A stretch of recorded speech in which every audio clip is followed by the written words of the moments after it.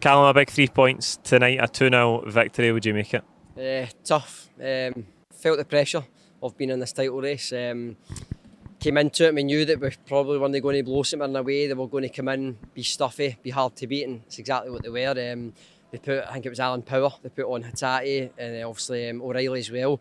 And we struggled in the first half. In reality, we didn't really make much. I think we had a baddest chance. That was the real cutting edge chance where it was a really good save for Jack Anwick. Brilliant save. Apart from that, we never really tested much in that first half, and it was quite, like, you could hear the mumbles and the grumbles, couldn't you? It was, people were getting, because you can feel the pressure, it's getting close, it's 9 games to go, and you can, but aye, it was a tough match. But in the second half we kept our heads, and we ended up finding a way to break down a tough opponent. Aye, absolutely. That first half, very reminiscent of Sunday. Just look like we've got a bit of lack of ideas going forward. Why do you think that is? Do you think it's Maeda through the middle? He's working hard, but maybe his runs aren't being found at times, and I thought the wide players were really poor in the first half as well. I mean, sometimes the game can be really difficult, and you look at teams and the way they're sitting, and then at other times you think to yourself, we're making it too difficult for ourselves. Sometimes with the philosophy and the brand that Ange plays, is you see a lot of the times that Hatati and O'Reilly will play left and right back, and your two left and right backs will then play the 2-10 roles that you're wanting them to be in.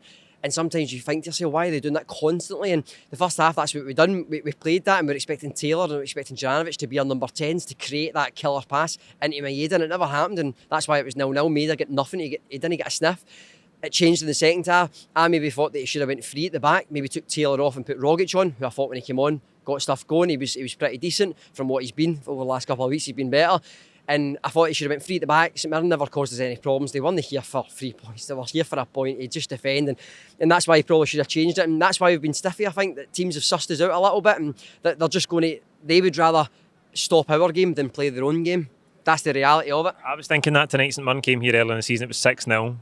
I know they got 0-0 at their place, but I think when you play teams the second time around, they have worked you out because they've seen your patterns of play and they know how to combat them. So whether it's more speed or a couple of different adaptations, you need something different, because it looked like the first half tonight they just stifled us. But they took points off us. They took points at Christmas time and took points off us. And Stephen Robinson's just in the job. He's not going to go hell for leather. He's not going to try and play an expansive style of play. He's going to come here and he's going to sit. And that's what they've done. And we just had to find a way. And we ended up finding a way on. And it kind of goes with what I said to the boys behind me. We got a corner, and it's one of the depressing corners. We think nothing's coming at it. What is happening here? Paul gets whipped and I'm like, prove me wrong, Celtic. Boom, they prove me wrong. And I'm like, I'm ecstatic. I'm like, brilliant, fantastic. The finals prove me wrong. And I think it comes to Starfelt, he ends up taking a chest. I don't know if he means it, if he's just trying to fight with the defender. He goes up for the ball, ricochets to Carter Vickers. Takes a chest, and on the volley, by the way, Carter Vickers just, and the relief in the place just, because it felt, the longer the game went on, we would have struggled, and it felt like Dundee United, there's so many games that felt like that, and to get the goal and maybe the first 10-15 minutes of the second half settled us right down. St Mirren then had a problem. Do they stick with what they do, or do they come out and they kind of get caught in two, and that's where we end up getting the second goal from. I just want to ask you about Hatati. Struggled again tonight, been poor recently.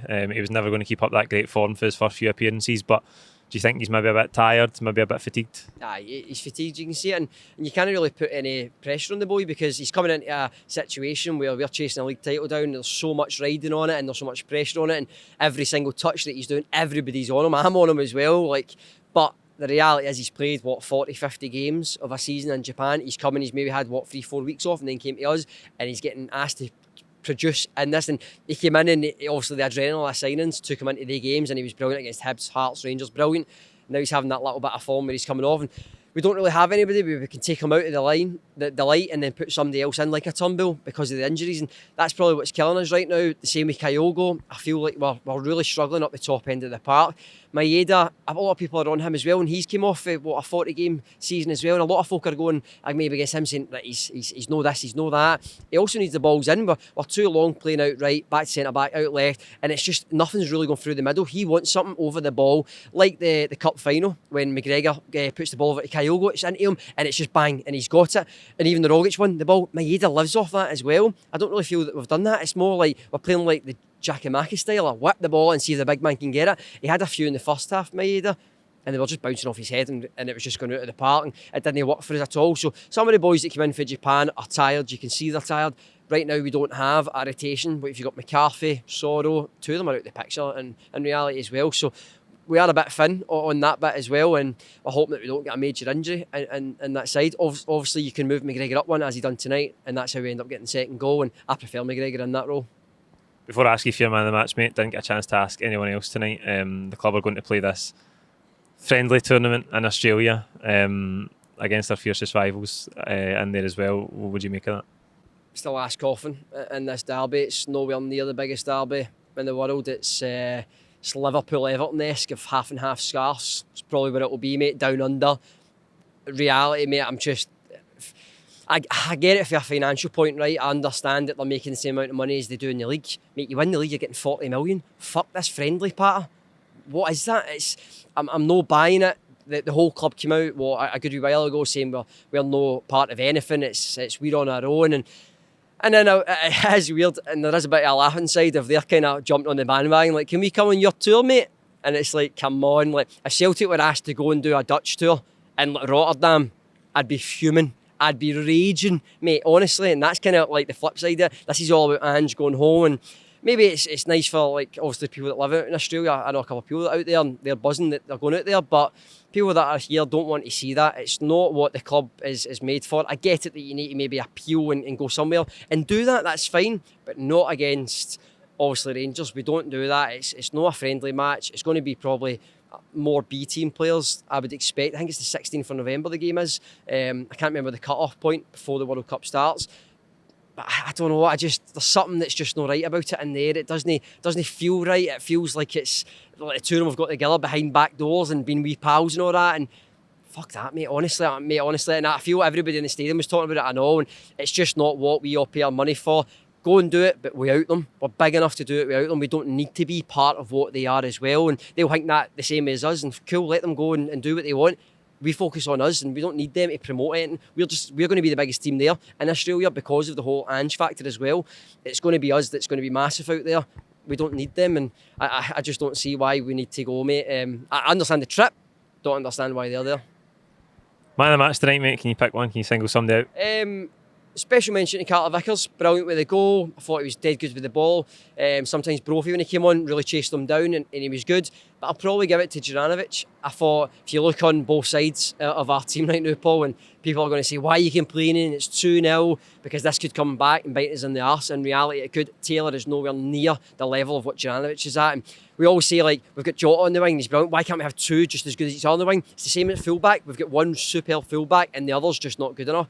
Taylor's just, for me, he's not good enough. Not hating on the guy, I want him to do well, but he's just nowhere near. And on this second goal, it comes through Juranovic. He must be knackered as well, but I think he runs by a guy, then he gets a 1-2, gets back to him, gets by another guy, he whips it into the back post. I can't remember if somebody maybe heads it back and then it falls to McGregor and then he gets it, but it comes from Juranovic busting to get by somebody. I don't feel like Taylor gets by people. He wants to go back a lot of the time, and then Starfield gets her at because he comes over and helps him a lot of the time. I just feel and we're so weak at that side on left back. We don't have anybody. Scales is still a prodigy. We don't know where he's at. He probably needs a loan like Adam Montgomery, and in truth, he does need that. And then we're down to one, we let ball and goalie go as well. And we're just a mess at that side of the park. And I'm glad that we've only got 9 games to go, because it's going to be tight. You can feel the pressure, obviously, across the city as well. The only one there as well. The pressure is there. You can feel it. It's in the air. Who won tonight? Celtic won tonight, because we scored 2, they scored 1. So that's now 10 in the goal difference with the 3 points. So we had the better night if you're looking at it over both games.